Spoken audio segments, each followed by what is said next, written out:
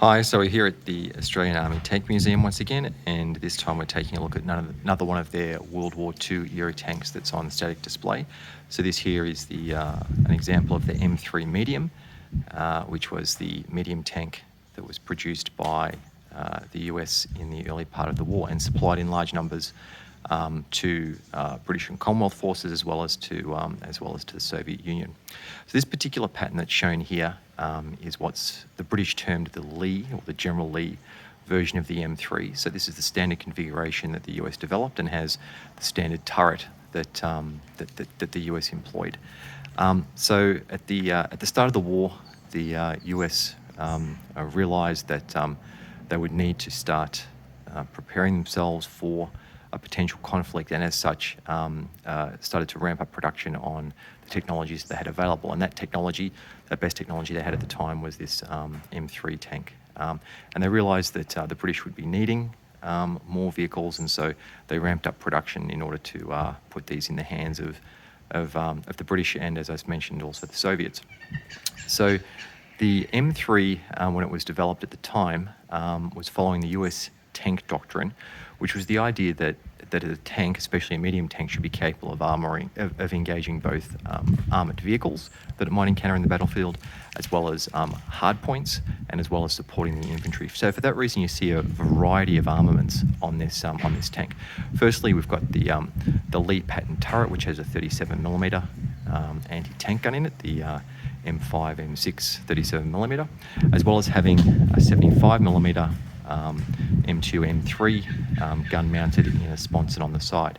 Now that piece of artillery that's mounted in the sponson, that had an effective high explosive round, which could be employed as well as its own anti-tank round, and as such gave the tank that capability to engage enemy hard points. Now, at the time the production was kicking off and design was being made of the M3, there was no significant capability in the US to produce large castings in a manner which would allow that M2, M3 75mm to be mounted into the turret, because that would require a larger casting, which wasn't available at the time. And so that's why we end up with the anti-tank capability of the 37mm in a small cast turret, and then the M3 in a side sponson. The vehicle also employed a large number of machine guns, so you had a number of 30 calibre Brownings around, including, at least in the configuration that it was built for the US service, two fixed forward firing guns, which were in this position here. So this plate here, where you can see some material welded over to cover these cutouts, that was space for a 30 calibre there and a 30 calibre there, which were fixed and which could be operated by the driver, but it would require him to traverse the tank to strafe the enemy. In any respect, the vehicle, because of that large number of weapon systems, the 37, the 75, and all 30 calibers, had a fairly large crew. So with this US pattern, the standard crew complement was 7. So you had a driver and a radio operator in the hull of the vehicle. You had a loader and a gunner for the 75mm, and then in the turret you had a commander as well as another loader and gunner for that 37mm gun. So as one of the early war tanks, it used a lot of riveted construction in the hull, which you can see. So we've got a frame which has a lot of armour plates that are riveted to that frame. You've got the bolted transmission cover and final drive cover here, so you can remove that for servicing. And then the turret itself is essentially a large casting to hold that 37mm and a coaxial 30mm Browning.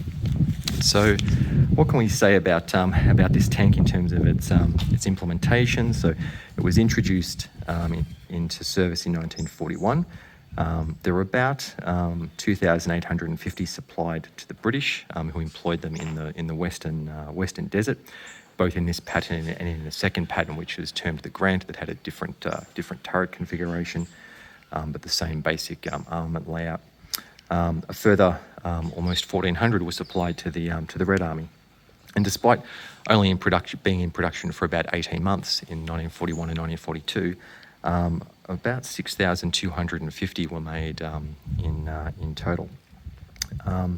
So very interesting tank from the early war period, and one which helped provide a stopgap to the issue of armoured vehicle availability in British service in particular. So these were introduced into British forces that were fighting in North Africa in the desert, and replaced a lot of the other tanks that the British had in service, such as the Cruiser Mk VI Crusader tank, which had a lot of problems in its employment in the desert. They took time to sort out the engine cooling problems and the like.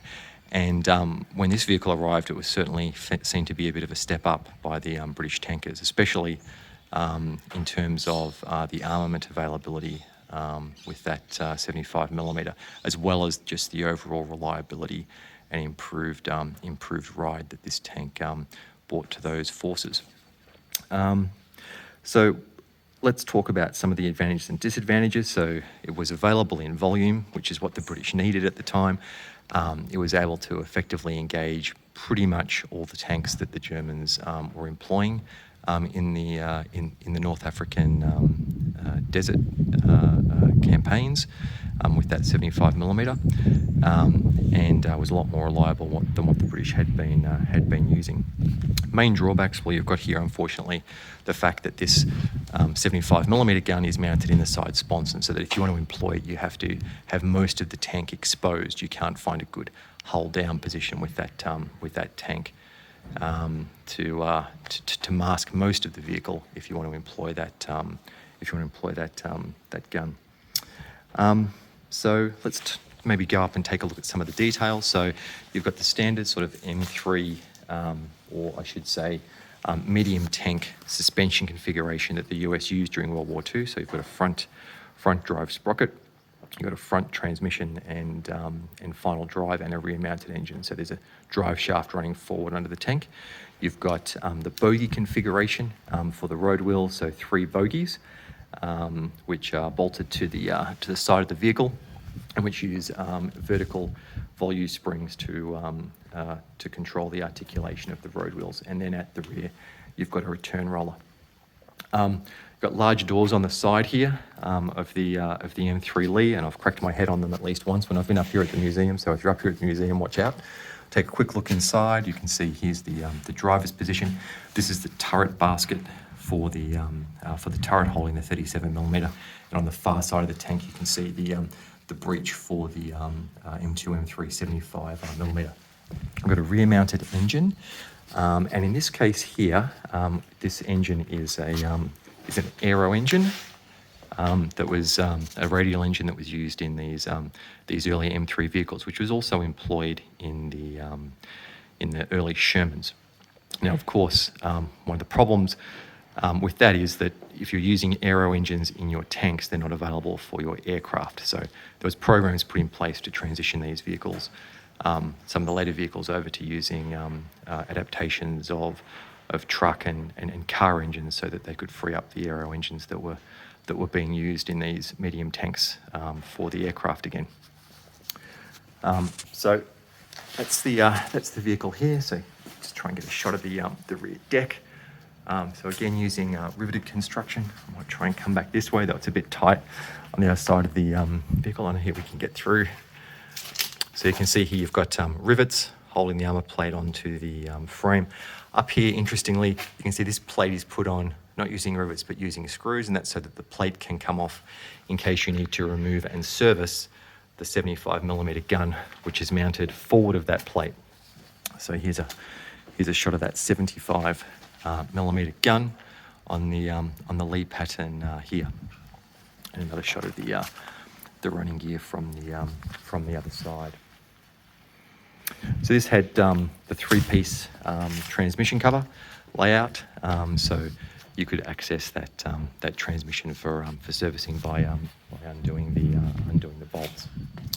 So I mentioned that the engine in this case was an aero engine, so it was a Wright-Continental R975 developing about 300 kilowatts. And again, at the start of the war, when these medium tanks were being built, the US didn't really have an engine that was suitable for that type of vehicle. So vehicles in this sort of 25 to 40 ton range were between the sort of power requirements that you might get from a small car engine or small truck engine and what you would get from a train, and so that's why the aero engines were used, eventually being phased out in as the automotive engines were adapted to using medium tanks. Anyway, that's the M3 Lee here at the Australian Army Tank Museum, and great example of an early war medium tank. Hope you enjoyed it.